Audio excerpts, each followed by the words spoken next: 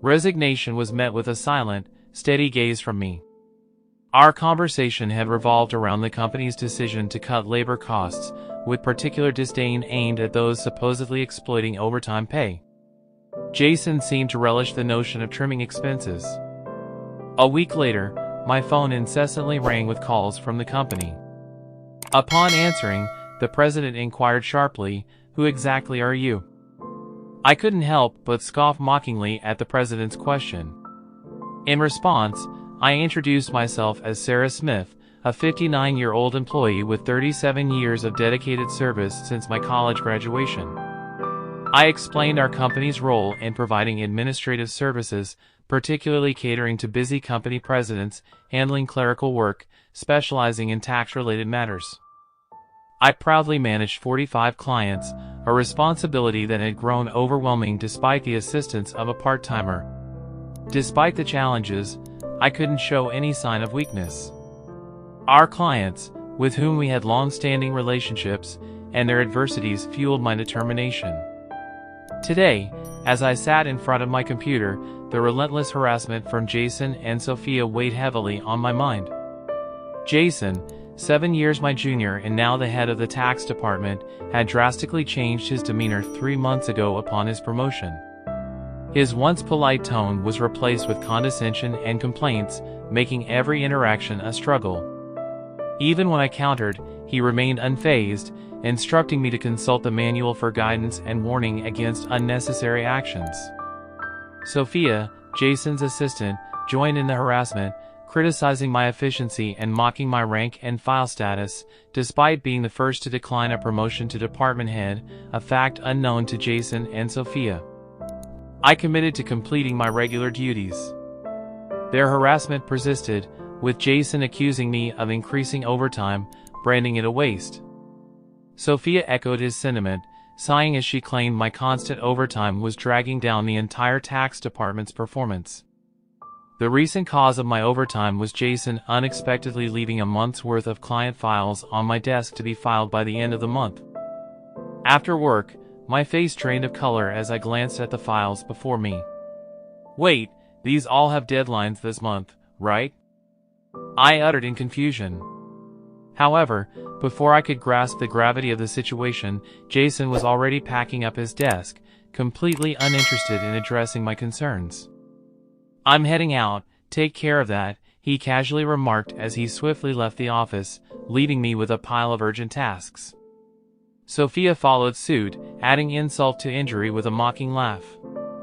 The incredibility of the situation weighed on me, and I sighed heavily as I opened the client files scattered on my desk. To my dismay, some of the files were originally Sophia's responsibility. The realization deepened my sigh. I understood why Jason had been subjecting me to relentless harassment. They wanted me to retire quickly. My extensive experience and deeper knowledge in taxation made me a preferred resource for other members of the tax department over Jason. Jason's unapproachable demeanor and unattractive appearance made everyone, except Sophia, avoid him. It seemed Sophia's proximity to him was strategic, driven by Jason's preference for younger female employees.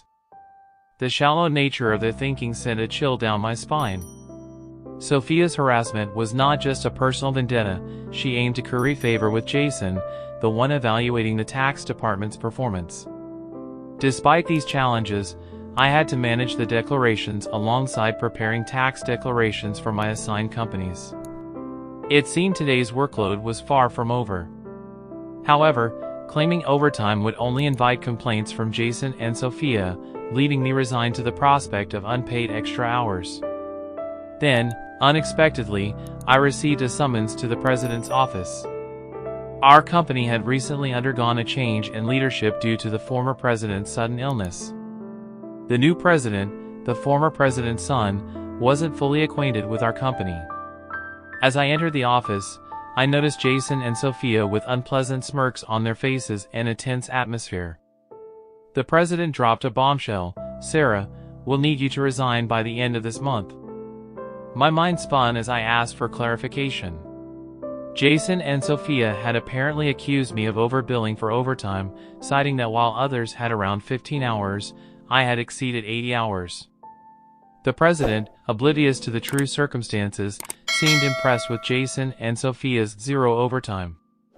The reality of the situation hit me. The inflated overtime was a result of doing Jason and Sophia's work. However, revealing Jason's instructions would risk portraying it as my own inability to manage time effectively. I presented the facts, asserting that I hadn't overbilled for overtime but struggled to finish my workload within regular hours. The president sighed deeply, expressing doubt but acknowledging the lack of evidence to pursue the matter further. Nevertheless, he insisted that they couldn't retain someone working at such a slow pace. Resigned to the situation, the president suggested my resignation, and it seemed his mind was made up. Told to leave the company I had devoted 37 years to, I felt a weariness settle in. Despite my dedication, the additional workload from Jason and Sophia went unappreciated. I agreed to resign at the end of the month, acknowledging that I had already communicated my decision to the president. At a glance at Jason and Sophia, their vulgar smiles reflected satisfaction. Leaving the president's office, Sophia taunted me with a sarcastic "thanks for quitting." Her sneer cut through. I responded with a silent stare, facing similar disdain from Jason, who shared his approval of cutting labor costs and labeled me as someone exploiting overtime pay. Observing their cheerful conversation, I pondered the handover process, creating documents for all my clients. I ensured proper farewells and appointments with those I could meet personally. Unable to schedule a meeting with the president, I resorted to letters to inform him of my successor.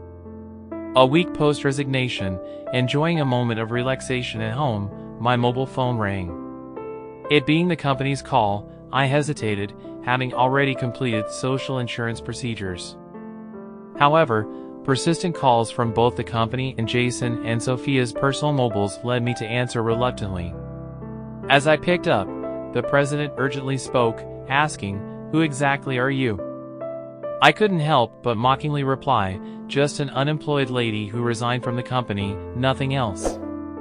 In response, the president urgently explained the chaos since my departure, 49 calls to stop transactions with the company. He pleaded for my immediate return, revealing a sense of panic in his tone. Reluctantly, I rose from my seat and made my way back to the company.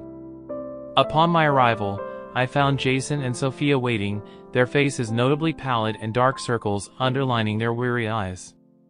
Surprised by their drastic change in appearance, I inquired about what was happening. Jason glared at me and revealed, "Since you left, we've been bombarded with calls to stop transactions, not just from your clients but also from prospective companies we were planning to introduce." "What did you do?" Sophia echoed the suspicion, expressing disillusionment at the thought of me resorting to underhanded tactics. Their haggard appearance suggested the toll handling cancellations. While I had not manipulated the clients, I had a hunch about the reason behind the transaction halt. Considering the inevitability of cancellations, I mumbled my thoughts aloud. Jason, however, accused me outright, insisting I had orchestrated something. He demanded I go to the president's office immediately, forcefully escorting me there. Upon entering the president's office with Jason and Sophia, the president greeted me with a direct look in his eyes. Jason declared, "President, I brought her," with an air of authority, while Sophia hurriedly followed suit. Ignoring their accusatory tone, the president questioned me about the abrupt halt in transactions after my departure. I took a deep breath and explained, "Our clients don't need us to manage their taxes. There are tax accountant firms that offer cheaper services. They continue with us because of me." Jason snapped back, questioning my self-worth, and Sophia taunted me, both challenging my value to the company. Undeterred, I elaborated on my unique approach, offering tailored tax saving strategies that resonated with our clients. Jason dismissed it as inefficient, arguing that their manual-based operations were more practical. The president sighed deeply, recognizing the fundamental difference in our approaches. In a serious tone, he said, actually signaling a crucial revelation or decision to follow. "I received a surprising call from my father, the former president," he continued. It turns out that some clients who had stopped transactions went directly to Dad to negotiate on my behalf. I hadn't anticipated clients going to such lengths for me. Dad emphasized that the tax department thrived because of my contributions. Not only did I manage my clients efficiently, but I also supported my colleagues' clients, possessing knowledge that even Jason couldn't match. Dad disclosed that if I hadn't declined the promotion, I would have held a higher position than a department head by now. The current president expressed regret with a pained expression. Sophia appeared shocked, probably grappling with the idea that I could have been her superior. The president apologized for making me resign initially and asked if I would consider revoking my resignation. According to Dad, I was indispensable to the company. While I appreciated the change in the president's perspective, I hesitated to accept. Jason interrupted our conversation, visibly upset, and protested the president's decision, questioning why I was chosen over him. Sophia echoed his sentiment, praising Jason's leadership and expressing disbelief at the preference for me. The president then sternly addressed them, revealing that since my resignation, numerous complaints had been received from the tax department, suggesting they had been shifting their workload onto others. Jason's face turned pale as the president exposed the fact that he had been pushing the preparation of client declaration forms onto subordinates, including Sophia's work for multiple clients.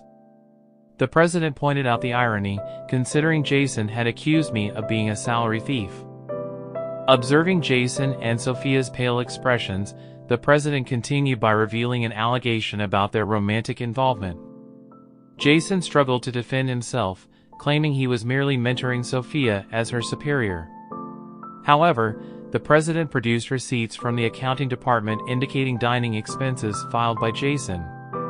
Confronted with evidence, Jason, sweating profusely, was unable to provide a convincing explanation. Sophia, too, turned ghostly pale as the president accused them of neglecting their duties, inflating expense claims, and violating company policy by having an affair in the office while being married. In a calm, straightforward manner, the president declared the termination of their employment effective immediately. Jason and Sophia tried to resist, promising to retract the receipt claims and pleading for their jobs. "I have a family," Jason desperately pleaded, attempting to reverse his termination. Sophia echoed his sentiments, carefully expressing her fear of being fired. She promised to apologize to me and others for burdening them with work. Realizing the gravity of the situation involving neglect of duties and an affair with a supervisor, and concerned about her reputation, she implored for a second chance.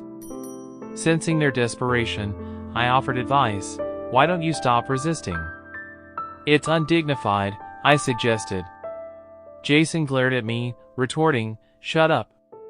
What would a single person like you understand?"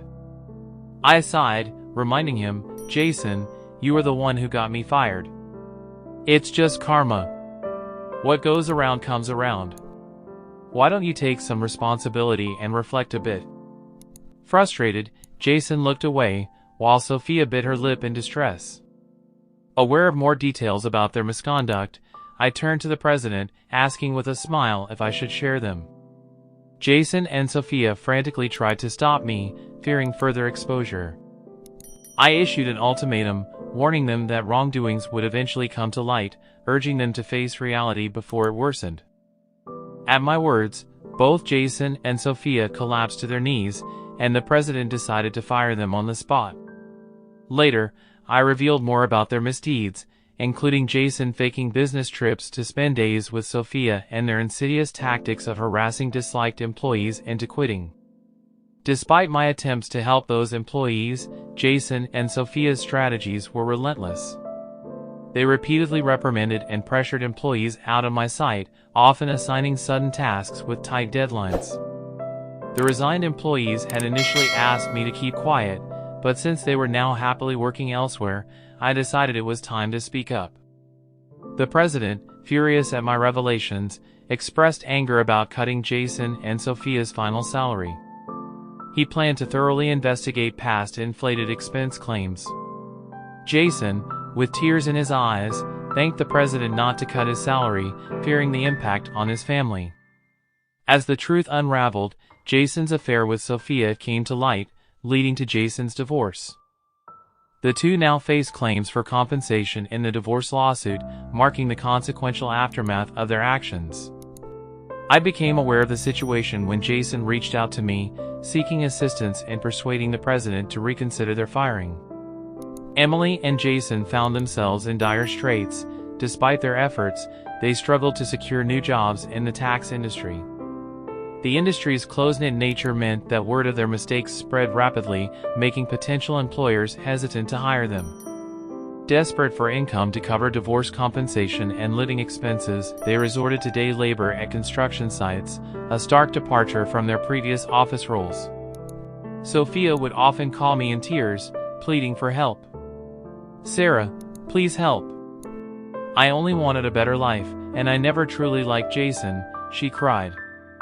However, I couldn't ignore the fact that their predicament was a consequence of their own actions. Many, including myself, had been impacted by their behavior.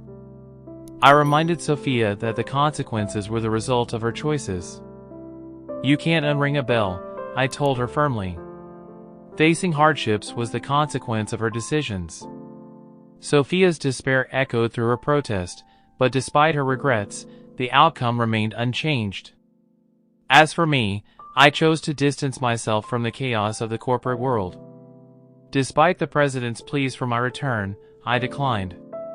Once told to resign, I had no desire to return. Instead, I found solace in assisting at a friend's tax office, supplementing my income and enjoying a more relaxed lifestyle. In the future, I entertained the idea of starting my own office, where I could serve my clients without the constraints of corporate bureaucracy.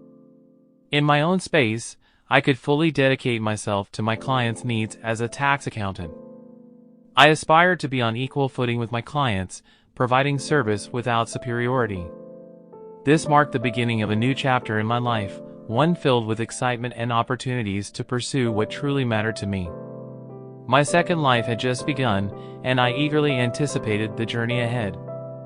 Don't forget to hit that like button if you enjoyed this video, and if you're curious to see where this journey takes us next, make sure to subscribe and turn on notifications so you won't miss a single update.